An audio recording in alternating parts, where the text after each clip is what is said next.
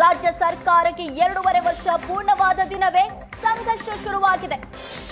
ಸಿದ್ದರಾಮಯ್ಯ ಬದಲಾವಣೆಗೆ ಡಿಕೆಶಿ ಬಣದಿಂದ ಬಿಗಿ ಪಟ್ಟು ಕೇಳಿಬಂದಿದೆ. ದೆಹಲಿಗೆ ವರಿಷ್ಠರ ಭೇಟಿಗೆ ದಂಡಯಾತ್ರೆ ಕೈಗೊಳ್ಳಲಾಗಿದೆ. ಸಚಿವ ಚಲುವರಾಯಸ್ವಾಮಿ ನೇತೃತ್ವದಲ್ಲಿ ಡಿಕೆಶಿ ಬಣ ದೆಹಲಿಗೆ ತೆರಳಿದ್ದಾರೆ. ಇವತ್ತು 9 ಶಾಸಕರು ದೆಹಲಿಗೆ ಹೋಗಿದ್ರೆ ನಾಳೆ 15 ಶಾಸಕರು ಪ್ರವಾಸ ಕೈಗೊಂಡಿದ್ದಾರೆ. ಇಂದು ಖರ್ಗೆ ಜೊತೆ ಸಭೆ ನಡೆಯುತ್ತೆ. ನಾಳೆ ವೇಣುಗೋಪಾಲ್ ಜೊತೆ ಮೀಟಿಂಗ್ ನಡೆಯುತ್ತೆ. ಅಧಿಕಾರ ಹಂಚಿಕೆ ಒಪ್ಪಂದ ಜಾರಿಗೆ ಡಿಕೆಶಿ ಟೀಮ್ನಿಂದ ಒತ್ತಡ ತಂತ್ರ ಹೆಣೆಯಲಾಗಿದೆ. ಒಂದ್ ಕಡೆ ರಾಜ್ಯ ಕಾಂಗ್ರೆಸ್ಗೆ 2.5 ವರ್ಷ ಪೂರ್ತಿಯಾಗಿದೆ. ಅದರ ಬೆನ್ನಲ್ಲೇ ನಿರ್ಣಾಯಕ ಹಂತಕ್ಕೆ ಬಂದ ಕಾಂಗ್ರೆಸ್ ಪವರ್ ಪಾಲಿಟಿಕ್ಸ್.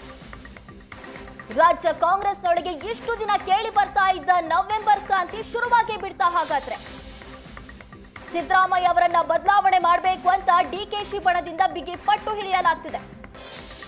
ನಮ್ಮ ನಾಯಕ ಡಿಕೆಶಿಗೆ ಸಿಎಂ ಸ್ಥಾನವನ್ನ ಕೊಡಬೇಕು ಅಂತ ಡಿಕೆಶಿ ಬಣದ ಶಾಸಕರು ಕೇಳ್ತಾ ಇರೋದು.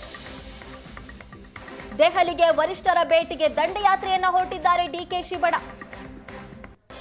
ಇದರ ನೇತೃತ್ವ ವಹಿಸಿರೋದು ಸಚಿವ ಚಲುವರಾಯಸ್ವಾಮಿ.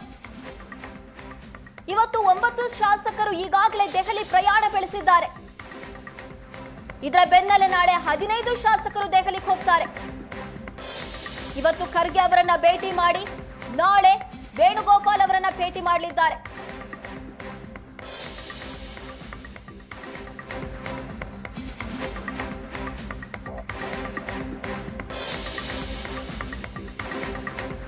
ನಡೆದುಕೊಳ್ಳಲಿ ಎಂದ ಕಾಂಗ್ರೆಸ್ನ ಮಾಜಿ ಸಂಸದ ಡಿಕೆ ಶಿವಕುಮಾರ್ ಸಹೋದರ ಡಿಕೆ ಸುರೇಶ್. ಪಾಲಿಟಿಕ್ಸ್ನಲ್ಲಿ ಕೊಟ್ಟ ಮಾತಿನಂತೆ ನಡೆದುಕೊಳ್ಳೋದು ಮುಖ್ಯವಾಗುತ್ತೆ. ಪಕ್ಷದಲ್ಲಿ ಶ್ರಮಕ್ಕೆ ಪ್ರತಿಫಲ ಸಿಕ್ಕೇ ಸಿಗುತ್ತದೆ ಎಂದು ವಿಶ್ವಾಸ ವ್ಯಕ್ತಪಡಿಸಿದ ಡಿಕೆ ಶಿವಕುಮಾರ್ ಮತ್ತು ಡಿಕೆ ಸುರೇಶ್. ಇನ್ನೊಂದು ಕಡೆ ಮುಖ್ಯಮಂತ್ರಿ ಸಿದ್ದರಾಮಯ್ಯನವರ ಹೇಳಿಕೆ ಯಾವ ಕ್ರಾಂತಿಯೂ ಇಲ್ಲ, ಯಾವ ಭ್ರಾಂತಿಯೂ ಇಲ್ಲ, 5 ವರ್ಷ ನಾನೇ ಮುಖ್ಯಮಂತ್ರಿ. ರಾಜ್ಯದಲ್ಲಿ ಗರಿಗೆದರಿದ ರಾಜಕೀಯ ಚಟುವಟಿಕೆಗಳು, ಸಿದ್ದರಾಮಯ್ಯ ಮತ್ತು ಡಿಕೆ ಶಿವಕುಮಾರ್ ಮಧ್ಯೆ ಅಧಿಕಾರಕ್ಕಾಗಿ ಪೈಪೋಟಿಯ ರಾಜಕಾರಣ ಮತ್ತೆ ದಿಲ್ಲಿಗೆ ತಲುಪಿದೆ. ಡಿಕೆ ಶಿವಕುಮಾರ್ ಪರವಾಗಿ ಲಾಬಿ ನಡೆಸಲು ಕೆಲ ಒಕ್ಕಲಿಗ ಶಾಸಕರು ದಿಲ್ಲಿಗೆ ದೌಡಾಯಿಸಿದ್ದಾರೆ. ಮಲ್ಲಿಕಾರ್ಜುನ್ ಖರ್ಗೆ ಮತ್ತು ಕೆ.ಸಿ. ವೇಣುಗೋಪಾಲ್ ಅವರ ಅಪಾಯಿಂಟ್ಮೆಂಟ್ ಕೂಡ ಕೇಳಿದ್ದಾರೆ.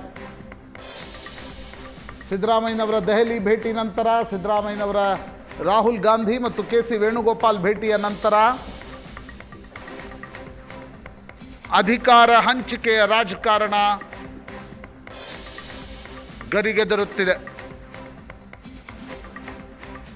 ಡಿಕೆ ಶಿವಕುಮಾರ್ ಬೆಂಬಲಿಗ ಶಾಸಕರು ದೆಹಲಿಗೆ ದೌಡಾಯಿಸಿದ್ದಾರೆ. ಇದನ್ನು ನೋಡಿದರೆ ಸಿದ್ದರಾಮಯ್ಯನವ ಬೆಂಬಲಿಗ ಶಾಸಕರು ಕೂಡ ದಿಲ್ಲಿಗೆ ಹೋಗುವ ಸಾಧ್ಯತೆಗಳು ಹೆಚ್ಚು.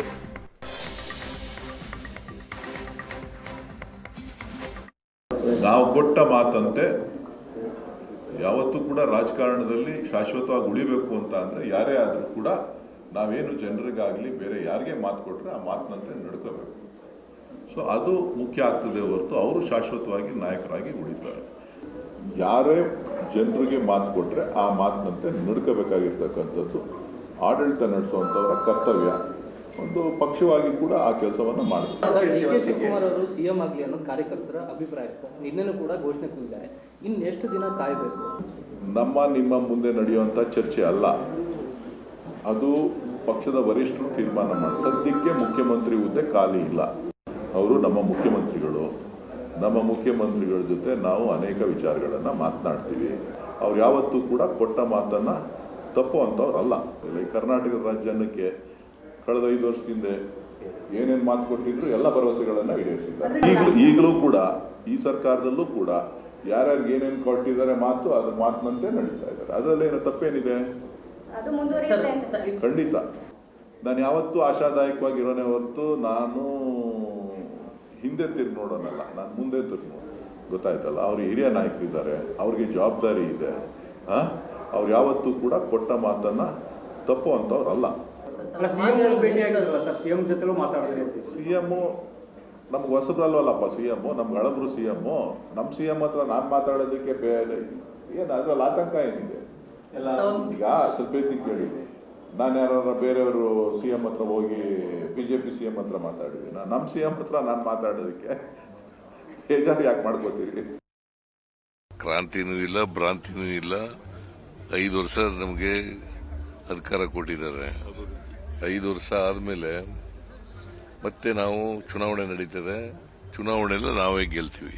ಚಾಮರಾಜನಗರಕ್ಕೆ ಬರಬಾರದು ಅಂತ ಯಾರು ಹೇಳ್ತಾ ಇದ್ರು ಅವರಿಗೆ ಅರಿವಾಗಲಿ ಅಂತಕ್ಕಂಥದ್ದು 2ನೇದು. 3ನೇದು, ಚಾಮರಾಜನಗರಕ್ಕೆ ಬಂದರೆ ಅಧಿಕಾರ ಹೋಗ್ತದೆ ಅಂತ ಇತ್ತಲ್ಲ, ಅಧಿಕಾರ ಹೋಗಿಲ್ಲ, ಇನ್ನೂ ಗಟ್ಟಿಯಾಗಿದೆ ಅಂತ ಹೇಳಿದ್ರು. ಈಗ ಇನ್ನೂ ಗಟ್ಟಿ ಆಗುತ್ತೆ ಸರ್. ಈ ಅವಧಿಯಲ್ಲಿ ಇನ್ನೂ ಗಟ್ಟಿ ಆಗುತ್ತೆ ಸರ್. ಗಟ್ಟಿ ಆಗಿರ್ತದೆ, ಈಗಲೂ ಗಟ್ಟಿಯಾಗಿದೆ, ಮುಂದೆನೂ ಗಟ್ಟಿಯಾಗಿರ್ತದೆ. 5 ವರ್ಷ ನಮಗೆ ಅಧಿಕಾರ ಕೊಟ್ಟಿದ್ದಾರೆ. 5 ವರ್ಷ ಆದಮೇಲೆ ಮತ್ತೆ ನಾವು ಚುನಾವಣೆ ನಡೀತದೆ. ಚುನಾವಣೆಲ್ಲ ನಾವೇ ಗೆಲ್ತೀವಿ. ಚರ್ಚೆ ಇದು ಅನಾವಶ್ಯಕವಾದಂಥ ಚರ್ಚೆ ನಡೀತಾ ಇರೋದು.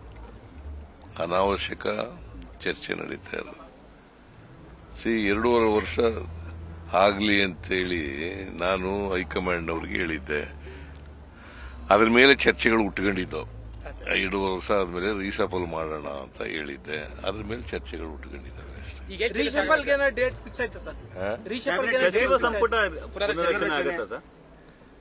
ಇಲ್ಲ, ಅವರು ಅದ್ರ ಬಗ್ಗೆ ಮಾನ್ಯ ಖರ್ಗೆ ಅವರು ರಾಹುಲ್ ಗಾಂಧಿ ಜೊತೆ ಮಾತಾಡ್ತೀನಿ ಅಂತ ಹೇಳಿದ್ದಾರೆ. 2028ಕ್ಕೆ ಚುನಾವಣೆ ನಿಮ್ಮ ನೇತೃತ್ವದಲ್ಲಿ ಆಗುತ್ತೆ. ಅದು ನೋಡೋಣ, ಚುನಾವಣೆ ಬರಲಿ. ಬಜೆಟ್ ಬಗ್ಗೆ ಮಾತಾಡಿದ್ರೆ ಸರ್, ನೆಕ್ಸ್ಟ್ ಬಜೆಟ್ ಇನ್ನು ಎಷ್ಟು ಬಜೆಟ್ ಮಂಡಿಸುವಂತಹ ಇದಿದೆ ಸರ್ ಇದಕ್ಕೆ? ಜನ ಎಲ್ಲಿವರೆಗೆ ಅಪೇಕ್ಷೆ ಪಡ್ತಾರೆ ಅಲ್ಲಿವರೆಗೂ ಮಂಡಿಸ್ತಾ ಇದ್ದಾರೆ.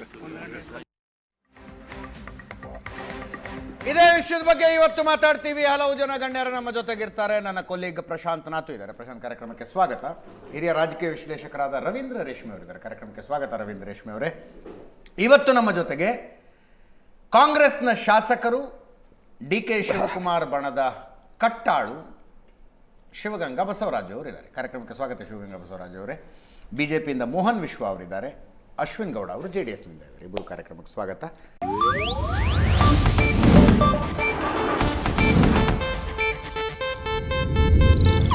ಇದು ಏಷ್ಯಾನೆಟ್ ನ್ಯೂಸ್ ನೆಟ್ವರ್ಕ್ ಪ್ರಸ್ತುತಿ.